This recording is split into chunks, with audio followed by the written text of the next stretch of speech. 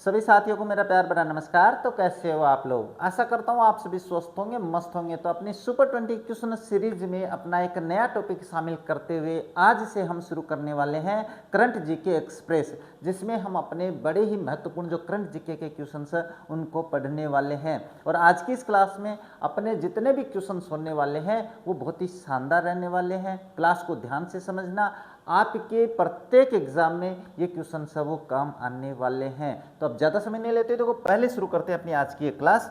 और इस क्लास में जो क्वेश्चंस रहने वाले हैं बढ़िया महत्वपूर्ण क्वेश्चंस रहने वाले हैं, बहुत ही अपन कॉन्सेप्ट के आधार पे समझने वाले हैं।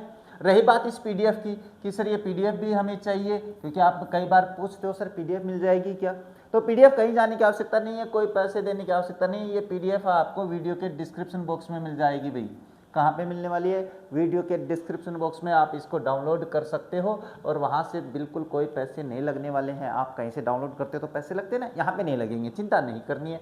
क्योंकि मैं हमेशा कहता हूँ चिंता चिता का घर होता है भाई। पहला प्रश्न देखो आप लोग, हाल ही में सऊदी अरब और 13 अन्य देशों ने किस जलडमरू की आज़ादी की रक्षा के लिए समुद्री रक्षा गठबंधन की घोषणा की है? यानी सऊदी अरब इसमें आगामी है और 13 अन्य देशों के साथ। तो कुल कितने देश हो गए भाई? कुल आपके पास 14 देश हो गए हैं। ये ध्यान में रखना, प्रश्न पूछ सकते हैं किसी भी प्रकार से। कौन सी जलडमरू की मध्य की अपने जलडमरू की बात करी है? तो भाई ये इन्होंने करी है बाबा अलमंडेव जलडमरू मध्य जो है ना, ये किया है इन्होंने। इसके लिए संधि की है कि इस पे ये क्यों किया है, इसका कारण मैं बता देता हूँ। ये अपने पास जो लाल सागर है ना, लाल सागर और अपने पास कहाँ पे अदन की खाड़ी, अदन की खाड़ी को जोड़ता है ये। तो यहाँ से अपने पास क्या है, जो मार्ग है ना वो अपने पास समुद्री मार्ग है, व्यस्त मार्ग है भाई। ये अपने पास ऐसे थोड़ी ना समुद्री मार्ग जो करता है। तो यहाँ पे अपने पास जहाज़ों की रक्षा के लिए इन 14 देशों ने क्या किया है, अपने एक समझौता किया या संधि की है, आज़ादी की रक्षा के लिए एक गठबंधन बनाया है। ये ध्यान में रख लेना भाई। अच्छा, इसके बाद करते हैं क्या है क्वेश्चन। हाल ही में कॉमनवेल्थ 2026 में अस्मिता डे, नाम याद रखना भाई, अस्मिता डे और हर्ष सिंह ने किस खेल में पहली बार स्वर्ण पदक जीता भाई? स्वर्ण पदक जीता है अपने भारत ने पहली बार, तो वो जूडो में जीता है भाई। कहाँ? जूडो में जीता है। अस्मिता डे ने अपने पास 48 केजी में जीता है। और अगर बात करें अपने हर्ष सिंह की तो इन्हें 60 केजी में अपने पास स्वर्ण पदक जीता है। तो नाम कहते हैं ना, नाम में क्या रखा, नाम में बहुत कुछ रखा होता है अपने, ये ध्यान में रख लेना भाई, अस्मिता डे और हर्ष सिंह। अच्छा, नेक्स्ट क्या है, हाल ही में किस देश के इंस्टेंट पेमेंट सिस्टम फव्वारा के साथ है ना, इंस्टेंट पेमेंट है भाई, जो अपने कहते हैं ना यूपीआई जिसको अपन कहते हैं, बस यहाँ से दबाया, पैसे अगले के पास खाते में स्कैन किया, अगले के खाते में, वो सिस्टम फव्वारा के साथ भारत का यूपीआई क्रॉस बॉर्डर पेमेंट की कॉरिडोर शुरू हुआ भाई। यानी कहने का मतलब हम अपने यूपीआई के द्वारा ना भारत से बाहर नहीं भेज सकते पेमेंट, लेकिन पहली बार अपने पास क्या है, फव्वारा। फव्वारा का मतलब यूपीआई सिस्टम ही है, अपने जैसे फोन पे नहीं होता क्या, वैसे ही अपने पास फव्वारा है। तो इसके साथ क्रॉस बॉर्डर का मतलब एक देश के पार पैसे भेजना। तो इसके लिए किसके साथ समझौता किया है? तो वो मालदीव के साथ किया भाई, ध्यान में रखना। ये क्यों किया है? क्योंकि यहाँ के आसपास में जब अपने पास यहाँ के लोग वहाँ जाते हैं, वहाँ के लोग यहाँ आते हैं, तो पेमेंट ट्रांसफ़र करने में आसानी रहे, सुविधा रहे अपने पास। कहने का मतलब है अपने जो विजिटर्स हैं, यानी जो अपने पास घूमने के लिए आते हैं, उनकी संख्या को बढ़ाने के लिए ये कदम उठाया है। तो मालदीव नाम याद रखना। नेक्स्ट बात करें, हाल ही में नई Delhi Commonwealth table tennis championship 2026 में पुरुष और महिला टीमों का खिताब किसने जीता? एक बात बता देते हैं, भारत ने ये दोनों खिताब जीते हैं भाई। भारत ने पुरुष और महिला में दोनों खिताब जीते हैं, और दोनों ही टीमों ने, यानी महिला और पुरुषों ने, दोनों ने ही अपने पास मलेशिया को हराया भाई। किसको हराया है? मलेशिया को हराया है। अगर अपने पास लड़कों की बात करें, पुरुष को, तो इन्होंने 3-2 से हराया है। महिला टीम की बात करें तो 3-0 से हराया है भाई, ये ध्यान में रखेंगे। अच्छा, इसके बाद में बात करते हैं नेक्स्ट है, हाल ही में वस्त्र उत्सव 2026 कहाँ आरंभ किया गया है? ये तमिलनाडु में इसका क्या है, शुभारंभ किया गया है या प्रारंभ किया गया है। कहाँ पर? तो दक्षिणाचित्र संग्रहालय है भाई। यहाँ पे अपने पास क्या है, दक्षिणाचित्र संग्रहालय में, दक्षिणाचित्र संग्रहालय हाँ, चलो ये मैं बता देता हूँ मैं, इसका क्या है, आरंभ किया गया है, तो ध्यान में रखना। अच्छा, नेक्स्ट बात करें, हाल ही में भारतीय नौसेना में शामिल दूसरा स्वदेशी डाइविंग सपोर्ट वेसल का मतलब जहाज होता है, रिसर्च वेसल जिसमें अपने खोजबीन करते हैं, है ना, वो होता है। तो ये अपने DSV शामिल कौन सा है, तो इसके बारे में बताएं तो वो INS निपुण शामिल किया गया है। कौन सा किया गया है भाई, दूसरा है ये। अब प्रश्न आ जाता है सर पहला कौन सा है, तो पहला आपके पास INS निस्तार हो जाता है। पहला कौन सा है, INS निस्तार आपके पास ध्यान में रखना, और ये आपके पास सेकंड हो जाता है। तो ये हो जाते हैं आपके बढ़िया प्रश्न। अच्छा, इसके बाद में बात करें हम ज़्यादा अपने चौधर करेंगे ना तो अपने क्लास काफ़ी बड़ी हो जाएगी। हम 15 से 20 मिनट का टारगेट है ना, सुपर 20 है अपनी वैसे भी। हाल ही में पारित राष्ट्रीय सम्मान का अपमान निवारण संशोधन 2026 विधेयक 2026 में किसका अपमान करने पर दंड का प्रावधान किया गया है। बढ़िया प्रश्न है, याद रखना। इसमें आपके पास वंदे मातरम जो गीत है अपना, है ना, वंदे मातरम जो गीत है किन्होंने लिखा था, बंकिम चंद्र चटर्जी ने, बंकिम चंद्र चटर्जी ने ये लिखा है। अब एक और ख़ास बात बता देता हूँ, 2026 जो है ना, 2026 अपने जो ये राष्ट्रीय गीत है कौन सा, वंदे मातरम, ये अपने 150वां वर्ष पूरा हो जाता है। यहाँ पे 150 वर्ष हो जाते हैं, ये ध्यान में रख लेना किसको, वंदे मातरम को। अच्छा, इसमें अपने पास एक बात करें तो 1971 का जो अपने पास अधिनियम नहीं, विधेयक की बात कर रहा हूँ मैं, 2026 जैसे ये विधेयक है ना, वैसे 1971 में ये विधेयक आया था, राष्ट्रीय सम्मान का अपमान निवारण संशोधन था। ये अधिनियम अभी तो संशोधन होकर 2026 में है, लेकिन 1971 में भी ये बना था। उस समय इसमें अपने पास जो वंदे मातरम था इसको शामिल नहीं किया गया था, उसमें जैसे अपने राष्ट्रगान है ये शामिल था। तो ये ध्यान में रख लेना भाई। तो ये अपने पास वंदे मातरम को इसमें शामिल किया है। नेक्स्ट बात करते हैं इसमें अगर, तो नेक्स्ट हाल ही में दानवीर पहल किस मंत्रालय ने शुरू किए भाई, तो दानवीर के बारे में बात करें तो ये पंचायती राज मंत्रालय ने शुरू किए। क्यों शुरू किए है, तो इसका अर्थ अपने पास इस पहल पे कि गिव बैक टू विलेज का मतलब क्या होता है भाई, गिव बैक टू विलेज का मतलब होता है कि गांव को वापस करो। इसका मतलब होता है ग्रामीण क्षेत्र में जो अपने पास तकनीकी क्षेत्र है, तकनीकी युग का, यानी तकनीकी का विकास करने के लिए, मैं सीधी सी बात बता देता हूँ, तकनीकी का विकास करने के लिए आपके पास इस परियोजना का या पास दानवीर जो है ना, इस योजना का पहल की गई है, इस योजना को शुरू किया गया है। अच्छा, इसके बाद में बात करते हैं नेक्स्ट, हाल ही में Pandit Deendayal Upadhyay telecom excellence award 2025 से किसे सम्मानित किया गया है, तो इसमें आपके पास जो ऑप्शन है ना, कौन सा, ए और बी, ये ए और बी है भाई, डी ऑप्शन यहाँ पे आपके पास है ना, डी ऑप्शन यहाँ पे है, ये ध्यान में रखना। ए और बी दोनों शामिल है। अमंत्या और फिनारा किसको शामिल किया गया है, किसको पुरस्कार किया गया है भाई, इसमें अमंत्या टेक्नोलॉजीज और फिनारा को शामिल किया गया है ये पुरस्कार, तो ध्यान में रखना भाई। अब बात करते हैं, देखो नेक्स्ट, हाल ही में rare earth element exploration licence जारी करने वाला, rare earth element exploration licence जारी करने वाला देश का पहला राज्य बन गया है। कौन सा राज्य है, देखो पहले तो इसके बारे में बात कर लेते हैं, अपना राजस्थान ही है।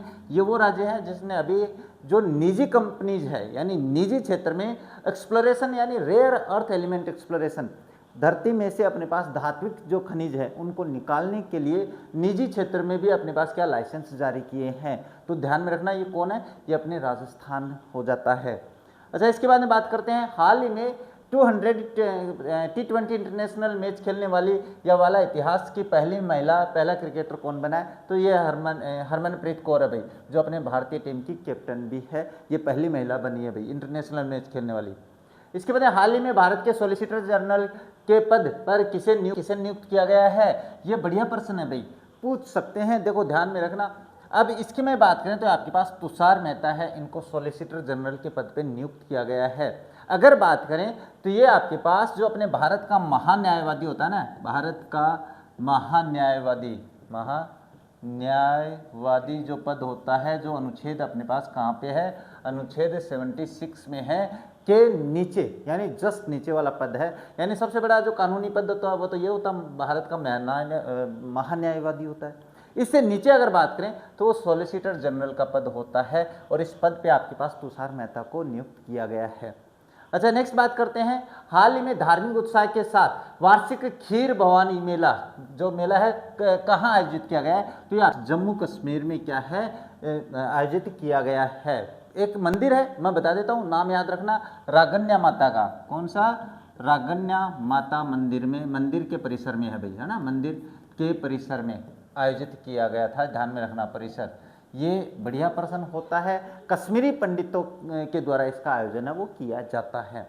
अच्छा, इसके बाद में बात करते हैं, नेक्स्ट क्या दिया हुआ है, टाइम आउट की कला और संस्कृति के लिए दुनिया के 20 सबसे अच्छे शहरों की सूची में शामिल एकमात्र भारतीय शहर कौन सा है, तो इसमें आपके पास आंसर आ जाएगा जयपुर। कौन सा, अपना राजस्थान का जयपुर। कला और संस्कृति के मामले में जयपुर का कोई अपने पास कोई उसको छू ही नहीं सकता है, तो जयपुर को ध्यान में रखना। इसके बाद में बात करते हैं, हाल ही में QS future world future skills index 2027 में भारत को कौन सा स्थान मिला भाई। इसमें अगर अपन बात करें तो इसमें आपके पास आ जाएगा 13वां जो अपने पास स्थान वो मिला है QS world future skills index 2027 में भारत को, तो ध्यान में रह जाएगा। चलिए आगे। इसके बाद में हाल ही में ब्रिक्स स्पेस एजेंसियों के प्रमुखों की बैठक का आयोजन कहाँ आयोजित हुआ भाई, यानी ये जो बैठक कहाँ आयोजित हुई भाई, ये आपके पास बेंगलुरु में हुई है। कहाँ, बेंगलुरु में। इसके बाद है हाल ही में श्री अंबाबाई मंदिर विकास परियोजना किस राज्य में शुरू हुई है, तो ये ध्यान में रखना भाई, श्री अंबाबाई जो मंदिर विकास परियोजना है वो आपके पास महाराष्ट्र में शुरू की गई है। तो बढ़िया प्रश्न है कि नहीं है। अच्छा, इसके बाद है हाल ही में किस राज्य के क्रिकेट एसोसिएशन के अध्यक्ष हर्षवर्धन को यूके संसद ने ग्लोबल प्रेस्टीज अवार्ड मिला है, में यूके संसद में ग्लोबल प्रेस्टीज अवार्ड मिला है, तो ध्यान में रखना ये जो अपने पास किस राज्य के क्रिकेट एसोसिएशन के अध्यक्ष हर्षवर्धन, नाम याद रखना भाई। हाँ, ये बिहार के थे भाई। कहाँ के, ये बिहार के हैं, तो ये भी आपको इंपॉर्टेंट चीज़ें बता रहा हूँ, ध्यान में रखना भाई। नेक्स्ट, भारत का पहला 3D printed artificial reef module कहाँ स्थापित किया गया, तो ये तमिलनाडु में किया गया भाई। तो कहाँ पे, तमिलनाडु में रीफ मॉड्यूल स्थापित किया गया, 3D प्रिंटेड आर्टिफिशियल है ये। नेक्स्ट है, टॉप 500 लिस्ट में दुनिया के सबसे तेज सुपर कंप्यूटर का खिताब हाल ही में किसने हासिल किया भाई, फ्रंटियर ने। ये कौन सा आंसर हो जाएगा, इसका हो जाएगा फ्रंटियर सुपर कंप्यूटर ने अपना पहला स्थान क्या है, खिताब हासिल किया भाई, सबसे तेज, यानी सबसे दुनिया में के सबसे तेज सुपर कंप्यूटर का खिताब जीता है किसने, फ्रंटियर ने जीता है। अच्छा, इसके बाद में बात करते हैं नेक्स्ट है, हाल ही में कैलाश मानसरोवर यात्रा का पहला जत्था किस दर्रे से चीन में दाखिल हुआ भाई। इसमें बात करें तो ये आपके पास आ जाएगा नाथुला दर्रा। नाथुला दर्रा कहाँ पे है भाई, ये आपके पास सिक्किम में है। कहाँ पे, सिक्किम में, याद रखना भाई। ये लो, मैं सिक्किम बता देता हूँ, यहाँ पे है। अच्छा, इसके बाद में बात करते हैं नेक्स्ट क्या आ जाएगा, नेक्स्ट है royal college of surgeons of Edinburgh में सर्जरी के जनक महर्षि सुश्रुत की कांस्य प्रतिमा का अनावरण हुआ। ये कॉलेज कहाँ स्थित है, तो ये आपके पास कहाँ पे है भाई, ये स्कॉटलैंड में आ जाएगी। कहाँ पे, स्कॉटलैंड में, royal college of surgeons of Edinburgh में, यानी ये कॉलेज कहाँ पे, स्कॉटलैंड में, जहाँ पे महर्षि सुश्रुत की कांस्य प्रतिमा का अनावरण किया गया है। अच्छा, इसके बाद में बात करते हैं, हाल ही में चर्चा में रहे मेकेदातु बांध का संबंध किस नदी से है, तो मेकेदातु बांध का संबंध आपके पास कावेरी नदी से है। किससे है भाई, कावेरी नदी से होता है। अच्छा, इसके बाद में बात करते हैं, हाल ही में फीफा ने कामकाज के नियमों का उल्लंघन करने के कारण किस देश के फुटबॉल एसोसिएशन को सस्पेंड कर दिया भाई, तो इसमें पाकिस्तान आ जाएगा। ये तो छोड़ो, कोई पूछेगा भी नहीं ये प्रश्न तो। अच्छा, इसके बाद में बात करते हैं, हाल ही में आपातकाल के दौरान पीड़ितों को श्रद्धांजलि देने के लिए संविधान हत्या दिवस, कौन सा भाई, संविधान हत्या दिवस है, वो कब मनाया गया, तो वो आपके पास 25 जून को मनाया गया है। 25 जून को संविधान हत्या दिवस के रूप में क्या है, मनाया गया है। अच्छा, इसके बाद में बात करते हैं, हाल ही में चर्चा में रही भारतीय यानी पहल का संबंध किस संस्था से है, तो वो अपेडा से है। किससे है भाई, अपेडा से होता है अपने पास। भारतीय जो अपने पास संस्था स्थापित गई है ना, पहल, भारतीय पहल का संबंध किस संस्था से, अपेडा से है। इसके बाद में बात करते हैं, हाल ही में भारत के इंटरनेशनल बिग कैट अलायंस ने 27वें सदस्य के तौर पे कौन सा देश शामिल हुआ है, आपके पास कौन सा आ जाएगा, बांग्लादेश आ जाएगा। यानी हाल ही में भारत के international big cat alliance IBCA में 27वें सदस्य के तौर पे बांग्लादेश शामिल हो गया है। अच्छा, इसके बाद में बात करते हैं नेक्स्ट क्या दिया, हाल ही में अबी अहमद ने लगातार दूसरी बार किस देश के प्रधानमंत्री के पद पे चुनाव जीता भाई। बड़ा महत्वपूर्ण क्वेश्चन हो जाता है इंटरनेशनल। इथियोपिया आ जाएगा इसका आंसर, क्या आ जाएगा, इथियोपिया, याद रखेंगे। हाँ, इसके बाद में बात करते हैं नेक्स्ट है, हाल ही में भारत ने ऑपरेशन अमिस्ताद के तहत, ये नाम याद रखना भाई, ऑपरेशन अमिस्ताद के तहत किस देश को मानवीय सहायता भेजी है, तो वो भेजी आपके पास वेनेजुएला को। कहाँ भेजी है भाई, वेनेजुएला को मानवीय सहायता भेजी है। और कौन सा ऑपरेशन, कौन सा, अमिस्ताद है।